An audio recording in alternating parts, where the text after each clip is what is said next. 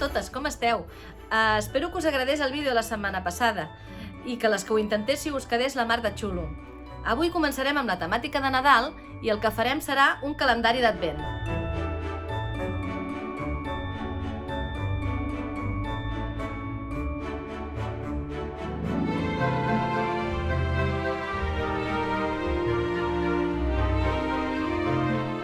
Vigilant que estigui cap per amunt, heu de fer una vora a la part superior de la butxaca.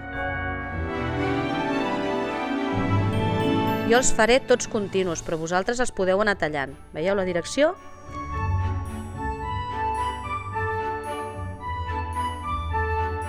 Repetim la mateixa operació 24 vegades, que són les 24 butxaques.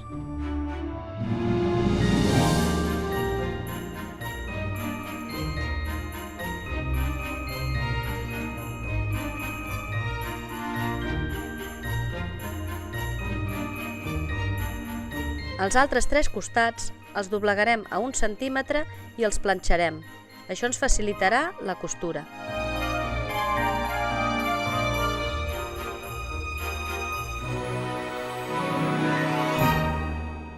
Ara el que farem és col·locar sobre la base les diferents butxaquetes per imaginar-nos com quedaria una vegada estiguessin cosides. Jo les he col·locat de forma asimètrica, però també les podríeu haver posat totes de la mateixa mida, fent forma d'arbre, de la manera que haguéssiu volgut. El següent pas és col·locar els números de les 24 butxaques. Això ens facilitarà la costura. Quan hagueu acabat de col·locar els números, us aconsello que feu una fotografia, així us anirà més bé una vegada hagueu de tornar a posar a la mateixa distribució totes les butxaquetes al seu lloc. Subjecteu els números amb una agulla de cap perquè no se us barregin. Ara és el moment de cosir cada número a la seva butxaqueta. Jo ho he fet en vermell, però vosaltres ho podeu fer en qualsevol altre color que us agradi.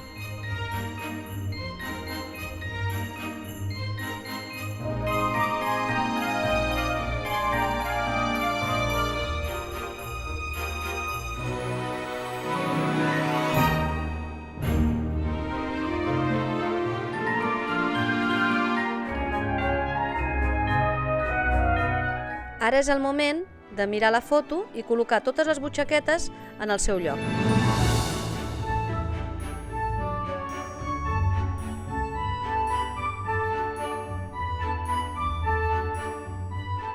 Subjecteu amb agulles a la base la distribució escollida.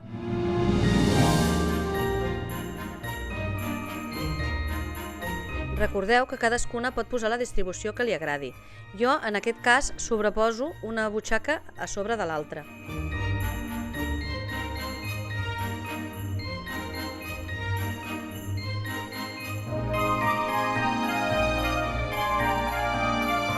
Ara és el moment de cosir la butxaca sobre la base.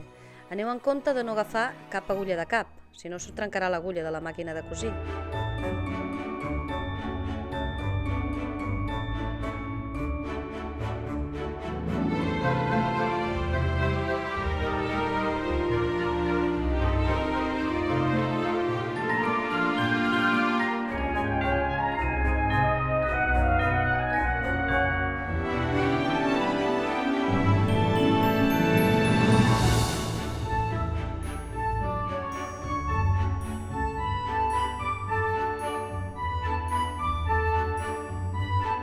Ara ja tenim la part principal acabada. Ara posarem l'acolxat. Primer una roba, entremig l'espuma i després ja la part on estan les butxaquetes. Així quedarà subjecte i quedarà més reforçat. Només cal aguantar-ho tot amb agulles perquè no es mogui.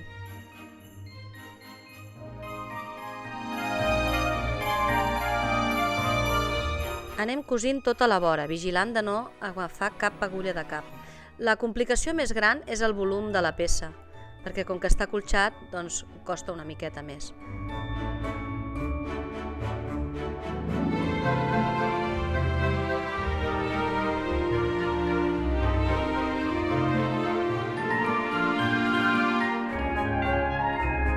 Retallem la part sobrant perquè ens vagi més bé després posar el viu. Aquestes tires serveixen per fer les llaçades. Doblegarem una miqueta la part superior, després ho dobleguem i ho cosirem a màquina. Només heu de fer un dels costats, perquè l'altre anirà cosit a la base. Farem el mateix amb les 8 tires.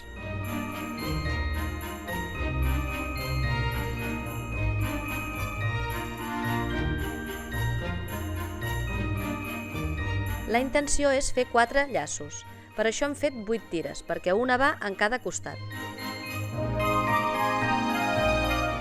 Pel costat que no està polit, us subjectem a la base, un per cada costat.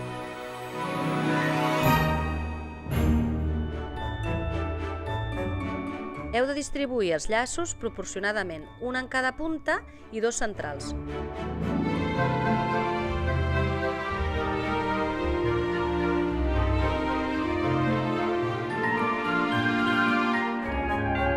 Ara anem a fer la part més complicada, que és cosir el viu al biaix al voltant de tot el calendari. Començarem per la part on hi ha les llaçades. Vigileu molt de no enganxar cap agulla al cosir. Un truc que us explicaré és que a mi m'agrada més cosir primer el repunt del revés i després el del dret queda molt més polit si el fas al final.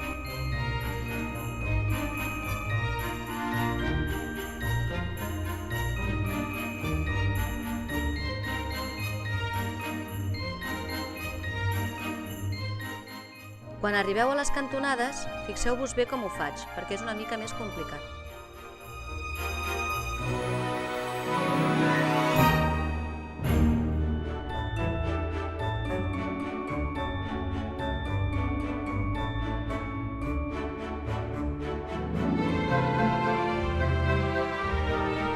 Un altre truc és, quan arribeu al final, doblegar el viu com si ja estigués cosit i passar per sobre el repunt.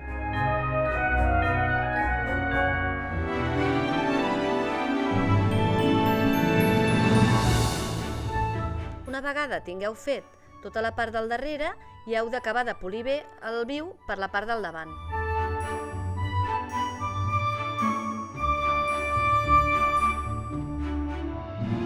Les que no tingueu pràctica ho podeu embastar.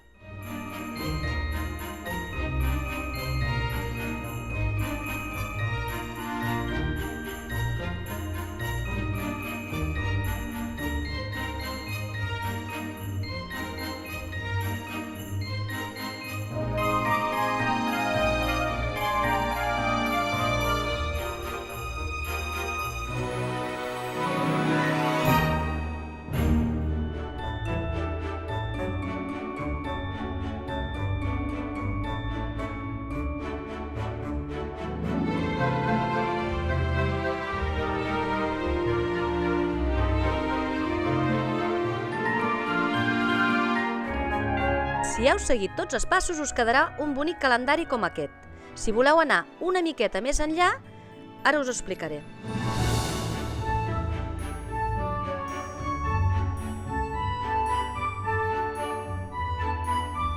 Podeu decorar el vostre calendari d'Advent amb detallets, llaçades, botonets, el que us agradi.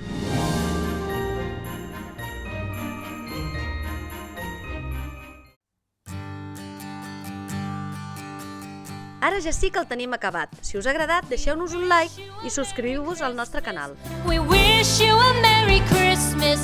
We wish you a Merry